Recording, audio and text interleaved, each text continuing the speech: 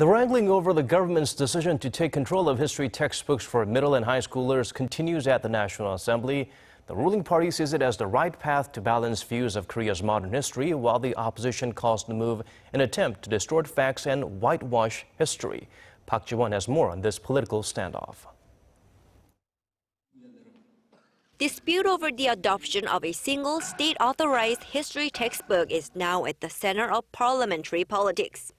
During a 4-day interpellation session at the National Assembly that began Tuesday, lawmakers from the ruling Saenuri Party backed the government's decision.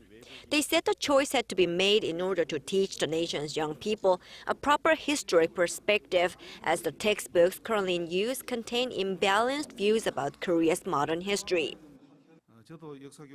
Although I haven't read all the history textbooks, I have read some of the more problematic parts that glorify Lenin, or say communism is not related to imperialism, or that former President Lee Seung-man caused a division of the Korean peninsula. Do you know about this? I know that some of the current history textbooks include contents that distort the facts, so the public is concerned about the matter. The main opposition New Politics Alliance for Democracy called the government's move wrong in an attempt to enforce conformity. The party also characterized the decision as a dictatorial attempt to whitewash the country's authoritarian past.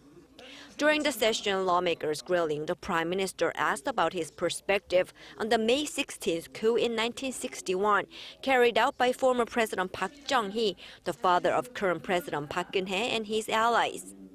The legacy of the coup is at the heart of an irreconcilable difference between the rebel parties. The ruling party sees it as laying the foundation for the nation's rapid economic growth, calling it the May 16th revolution, while the opposition sees it as a major suppression of democracy. Do you see it as the May 16th military coup or the May 16th revolution? Which do you identify with? What is your historic perspective? What is your identity as Prime Minister? I've always tried my best to be loyal to the Constitution. Meanwhile, President Park Geun-hye offered her first remarks on the controversy before heading to the U.S. on Tuesday. She said it is very important that the nation's young people have the right view of history through proper history classes, not only for the future of Korea, but also for the unification of the two Koreas. Park Ji-won, Arirang News.